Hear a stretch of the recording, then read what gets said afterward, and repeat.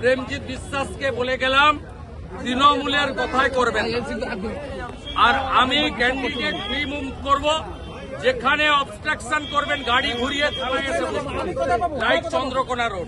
বলে গেলাম free movement হবে, ফ্রি পলিটিক্স হবে। উনারা ওনার কথা বলবেন, আমি আমার কথা বলবো। পাবলিক যেটা অ্যাকসেপ্ট করবে ইটস ফাইনাল।